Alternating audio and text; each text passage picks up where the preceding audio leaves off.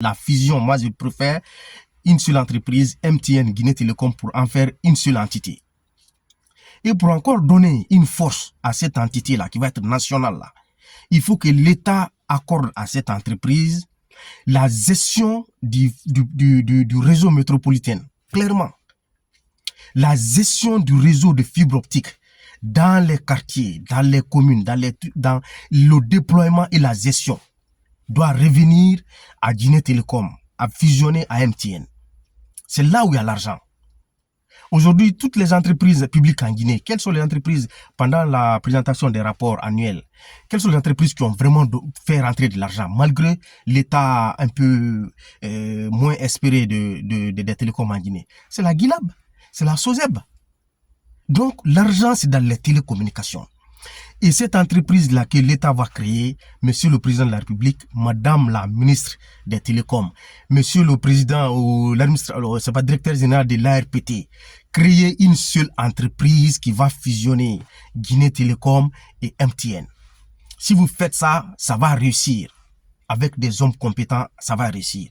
Et faites tout pour que Guinée Télécom, cette entreprise-là, gère le réseau fibre au niveau des préfectures, des villes. Parce que le backbone national est géré par la SOSEB. On peut laisser ça ainsi pour ne pas trop charger les Guinée Télécom. Le backbone national, la SOSEB peut rester telle et la Guila peut rester comme telle. Mais la gestion des réseaux à l'interne, au niveau métropolitain, il faut confier ça à Guinée Télécom. Cette fois-ci, il y a des principes à mettre en place. C'est ce que j'ai toujours dit. Orange ici, la plupart des infrastructures appartiennent à Orange parce que c'est France Télécom de base. Mais l'accès est équitable. Donc Guinée Télécom avec Ariba fusionné, MTN fusionné, ils vont faire la même chose. Ils vont gérer le réseau métropolitain. C'est cette entreprise qui va gérer le réseau métropolitain. Maintenant, pour la construction, je reviens dessus, la construction du réseau métropolitain. Parce que, en fait, il y a soit des entreprises qui ne comprennent pas, ou des cadres qui ne comprennent pas. Lorsque je fais mes analyses, ou que je prenne position, ou que je donne mes avis, tout ce que je dis par rapport au déploiement de la fibre optique n'est pas contre une entreprise, n'est pas contre un département, n'est pas contre une institution, n'est pas contre un cadre. Je ne suis pas contre Guinée, la ZEFO, la Guinée de la fibre optique. Je ne suis pas contre Mouna Internet. Groupe Mouna, parce que c'est pas Mouna Internet, mais Groupe Mouna. Je ne suis pas contre ces entreprises-là. Parce que ces entreprises, mon objectif, c'est d'attirer leur attention sur ce qui est en train d'être fait. Et est-ce que c'est bien fait? Si c'est bien fait, tant mieux. Si c'est pas bien fait, ou s'il y a des légèretés par endroit, pour attirer leur attention. Je reviens un peu, quand je dis de confier la gestion du réseau métropolitain à cette future entreprise qui va être la fusion, je l'espère, MTN Guinée Télécom, la construction de ce réseau-là, la ZEFO peut encore être utile, vu leur expertise. La ZEFO peut être utile, vu leur expertise. Parce qu'aujourd'hui, la ZEFO a un partenariat avec EDZ. EDZ, c'est comme Enedis ici, ou voilà, et Enedis, tout ce qui est électricité. Donc, ces réseaux-là, déjà, c'est un acquis pour que la ZEFO puisse continuer à déployer facilement l'infrastructure. Je vais revenir après, s'il le faut, pour ne pas que la vidéo soit longue, sur qu'est-ce qu'il faut respecter pour que quand le réseau-là sera déployé dans les quartiers, dans les préfectures, dans les villes, pour éviter des problèmes lorsque on va finir de les déployer et qu'on va être maintenant à la vie du réseau ou à la maintenance, en tout cas à la vie du réseau. Lorsqu'on va être maintenant juste à la densification du réseau.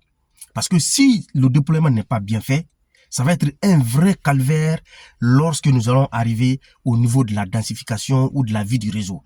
Là où les clients, les Guinéens vont demander la fibre, et on va vous dire, ah, on n'a pas de place sur tel équipement-là. On n'a pas de place. Ou bien on a pas de... C'est qu'il faut faire des études préalables. C'est vrai que vous êtes du domaine, c'est sûr, mais cela, moi, ne m'empêchera pas de me dire, de donner quelques informations que je juge utiles. Parce que l'objectif, la fibre optique, la phase la plus importante dans la fibre optique, c'est la phase de déploiement. Si on rate le déploiement, si on ne respecte pas les règles d'ingénierie au déploiement, si on ne tient pas compte de la croissance démographique ou géographique même des villes, si on ne tient pas compte de ça, à un moment donné, ça va créer de sérieux problèmes.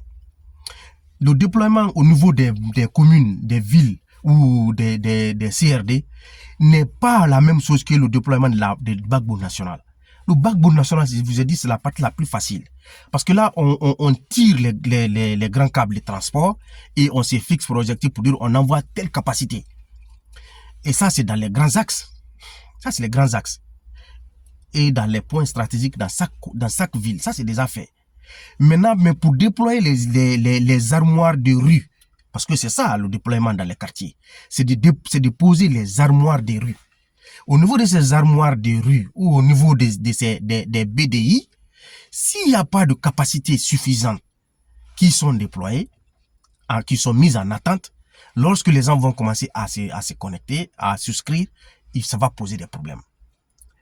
Donc, mais ça va faire l'objet d'une autre vidéo où je vais expliquer ceci. Mais aujourd'hui, pour me résumer, Monsieur le Président, vous avez bien fait, ou en tout cas la ministre ou l'ARPT, vous avez bien fait de racheter MTN. Parce que ça sauve l'emploi. Nos amis qui sont là-bas, les pères de famille, les gens qui sont là-bas, c'est sûr que leur emploi peut être sauvé. Deuxièmement, MTN a des acquis, a des compétences, a des ressources humaines solides. Ces ressources humaines, qu'elles soient techniques ou côté finance ou côté communication, peuvent être utilisées pour le futur projet d'entreprise. Aussi, c'est Guinée Télécom qui récupère Ariba, qui devient Ariba, MTN devient Guinée Télécom.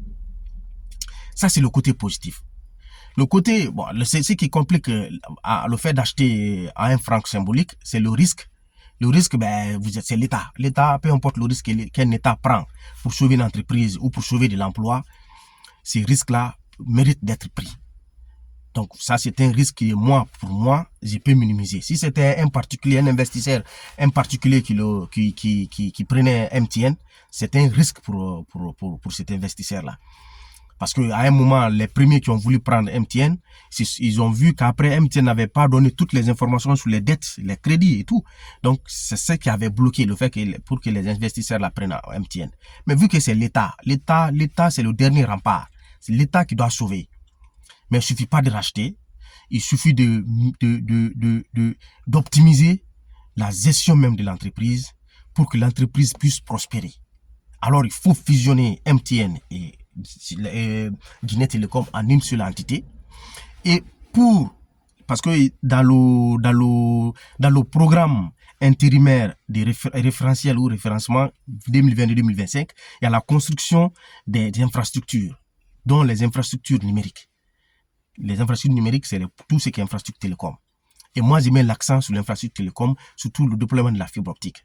Ça, je vais en faire une autre vidéo pour que ceux qui interviennent dans ce domaine-là, qu'ils fassent bien le travail.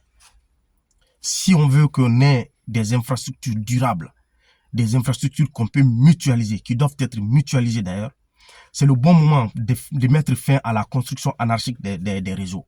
Parce qu'actuellement, plusieurs FAI, des fournisseurs d'accès, plusieurs construisent leurs réseaux. Ils tirent les câbles un peu partout, alors que normalement, ils n'ont pas à tirer des câbles sur une certaine distance. S'il y a un opérateur d'infrastructure, normalement, il y a un opérateur d'infrastructure, qui est la ZEFO. Donc, il faut mettre de l'ordre, il faut que l'État, si c'est la ZEFO qui est opérateur d'infrastructure, qui a la licence, l'ARPT et le ministère, il faut siffler la fin de la récréation dans le déploiement de la fibre et responsabiliser la ZEFO et l'accompagner techniquement, financièrement pour qu'elle soit une entreprise solide et dans le temps, elle va rendre compte à Guinée Télécom. Quand on fait ça, Guinée Télécom, dans le temps, va prospérer. Parce qu'aujourd'hui, ça ne va pas être 1 an, 2 ans pour que même si c'est Ariba qui est transformé, pour dire que ils vont avoir de l'internet mobile aussi facilement s'il n'y a pas de fibre optique. L'internet mobile va être solide, c'est quand il y a la fibre optique. Parce que pour qu'il y ait la 4G de qualité, la 5G, il faut qu'il y ait de la fibre optique pour relier les sites entre eux, les sites mobiles. Si les antennes mobiles ne sont pas reliées entre elles par la fibre, on ne peut pas parler de 4G ou de 5G. Ça va être des mobiles, mais ça va être dégradant et dégradé tout le temps.